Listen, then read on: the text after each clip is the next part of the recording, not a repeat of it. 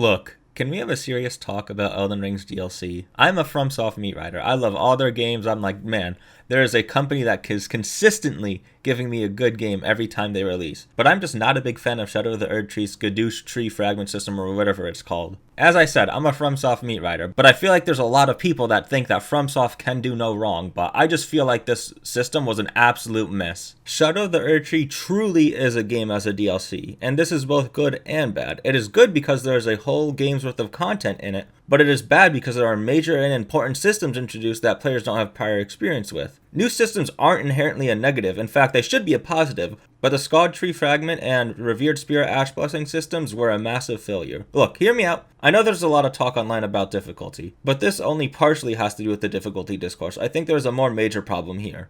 Everyone got used to the leveling system in the base game, and they are abruptly forced into a new one. Yes, the game tells you how it works, but it is still a different progression system than the one in the base game that everyone was used to and enjoyed. I do feel like it is valid to dislike being forced into a new system that is integral to the game. You have to interact with it or your experience will be miserable unless your goal is to do an ultra masochist run where everything bodies you, and every boss fight you're cosplaying as a minorly inconvenient fly annoyingly buzzing around. Before the DLC came out, we were told that the system would be like Sekiro's, which is half true. In Sekiro, you get stronger by defeating bosses. In Shadow of the Erdtree, you get stronger mostly through exploration and rarely by defeating bosses or major enemies. Now this does make sense for the design philosophy of an open world game. It means you can't boss rush it, unless you're extremely good. But the average gamer cannot boss rush it, and they can't boss rush the main game anyways. Margit was a teaching opportunity for a lot of new players. He teaches the player that if you're stuck on a boss, go out and explore to get stronger. You can level up and find many tools to make your journey easier. The problem with this in Shadow of the Erdtree is that players already have a lot of tools in their tool belt. Exploring for new tools is not needed. If people are stuck in a boss and explore to get stronger, they're looking specifically for Scadutree fragments. This makes the exploration to get stronger painful as you're looking for one specific thing, as opposed to looking for more tools to get into your tool belt.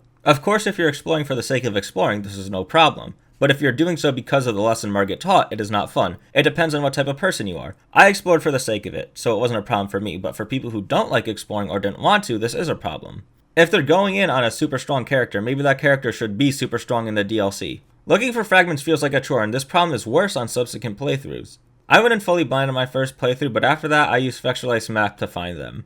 Elden Ring already has a problem with subsequent playthroughs. This problem is exacerbated because of this system. If you want to do the DLC on another playthrough, you will need to collect the fragments once again. It is a whole new game as a DLC in the worst possible way, where your achievements in the base game do not matter in the DLC. This also gives the feeling that the DLC isn't attached to the main game. I mean, this already is a thing where, quite literally, your actions in the DLC and the main game have no effect on each other, other than like the prerequisites of killing Mohg and Radahn to get into the DLC. Your strength does not translate in any way other than that you have the stats required to use weapons, and like maybe you have a lot more health, stamina, stuff like that. Originally, I was happy to hear about the Sekiro style system because I could go on my overleveled characters and not worry about being too OP. After experiencing this on a fresh character at New Game and on an overleveled character on New Game Plus 7, it feels horrible. I'd rather it have not been implemented in the first place. It was fun for the first playthrough as most players wanted to see the Land of Shadow, but subsequent times it's going to be a pain in the ass. For me personally, this system fucks the longevity of the DLC. Anyone who wants to go through it again will dread having to collect those fragments. One silver lining is that at least they save across New Game cycle, so if you are going through on a New Game Plus character, and you already did the DLC and collected the fragments, they'll at least stay. And in addition to that, the fragments will respawn just like Golden Seeds, so you don't even have to collect specific fragments, if you can just collect ones you've collected before. As I said about the longevity of the DLC's content, in the long term, this system will be seen poorly. We will look back at it and see how shitty it was. FromSoft's intentions with this system were good. It seems they wanted to allow players to go through on their main characters without feeling overpowered. But to introduce such a core system that directly affects the player's strength in a DLC, after players have already been conditioned on how to get stronger, is a major mistake. As I said, the biggest thing people talked about when Elden Ring's DLC came out was difficulty. This is because the way players were conditioned to get stronger was no longer as effective. The Scadutree blessing system is the new way. This was such a big problem that Bandai Namco's Twitter account tweeted to tell players to collect them. Even if the game tells the players about the systems, they have already been conditioned on how to gain strength. Elden Ring is praised for how it doesn't tell the players anything and lets them explore and find out for themselves, so conditioning is important. If the problem is so big that official accounts have to tell players what to do, then that is a failure on the game, not the players.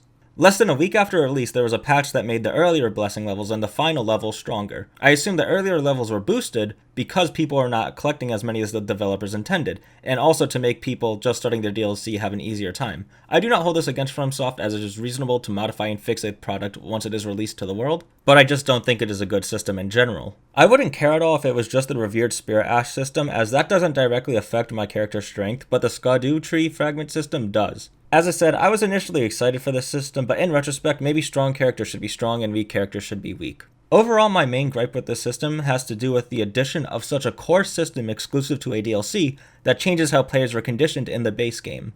With that being said, if you like this video, make sure to like it, and if you're interested in more Elden Ring content, subscribe. I hope you have a good day or night, and see ya.